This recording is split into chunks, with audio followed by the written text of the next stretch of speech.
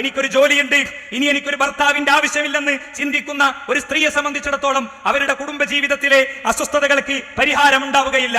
അവരൊക്കെ ഓർക്കേണ്ട ഒരു കാര്യമുണ്ട്. എന്താണ് ആ കാര്യം? വിശുദ്ധ റസൂലുള്ളാഹി സ്വല്ലല്ലാഹു അലൈഹി വസല്ലം തങ്ങൾ പഠിപ്പിച്ചിട്ടുണ്ട് നമ്മൾ പരസ്പരമുള്ള ബാധ്യതയെ കുറിച്ച്. എന്താണ് ആ ബാധ്യത? ലൗ കുൻതു ആമിറൻ അഹദൻ അൻ യസ്ജുദ ലിഅഹദിൻ ലഅമർതുൽ മർഅ അൻ തസ്ജുദ ലിസൗജിഹാ.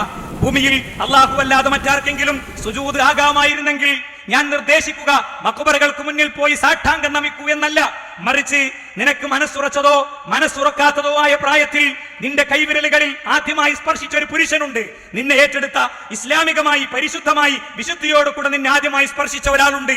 അയാൾക്കാണ് നിന്റെ സുജൂദി എന്ന് പഠിപ്പിച്ച അത്രയും കീഴ്വണക്കം, അത്രയും ഒതുക്കമുണ്ടെങ്കിൽ ബാക്കിയെല്ലാം മറക്കേണ്ടതാണ്, ബാക്കിയെല്ലാം പൊറുക്കേണ്ടതാണ്. തിരിച്ച് ഭർത്താവിനെ സംബന്ധിച്ചിടത്തോളം റസൂലുള്ളാഹി പഠിപ്പിച്ചു, നിനക്കുള്ളതെല്ലാം അവൾക്കും കൊടുക്കണം, നീ കഴിച്ചാൽ അവളെയും കഴിപ്പിക്കണം. ഹോട്ടലുകളിൽ പോയി കൂട്ടുകാരുടെ കൂടെ വിശാലമായി ഭക്ഷണം കഴിക്കും ചിലർ. കുട്ടികൾക്ക് 1 കിലോ മത്തി വാങ്ങിക്കൊടുക്കാൻ അവർക്ക് സമയം കിട്ടിയിട്ടുണ്ടാവില്ല. ഈ രാത്രിയിൽ ഞാൻ എന്റെ ഫ്രണ്ട്സിന്റെ കൂടെ ഹോട്ടലിൽ കയറുമ്പോൾ ഞാൻ ആലോചിക്കണം, എന്താണ് എന്റെ വീട്ടിലെ മെനുവെന്ന്. ബ്രാൻഡഡ് ഷർട്ടുകൾ മാത്രം ഞാൻ ഇടുമ്പോൾ എന്റെ കുട്ടിയും എന്റെ ഭാര്യയും എന്റെ പ്രിയപ്പെട്ടവരും എന്റെ ഉപ്പയും എന്റെ ഉമ്മയും ഒക്കെ അവർക്ക് ഒരു പെരുന്നാളിന് ഞാൻ ഡ്രസ് എടുത്തു കൊടുത്തിട്ടുണ്ടോ എന്ന് ചിന്തിക്കാൻ കഴിയണം.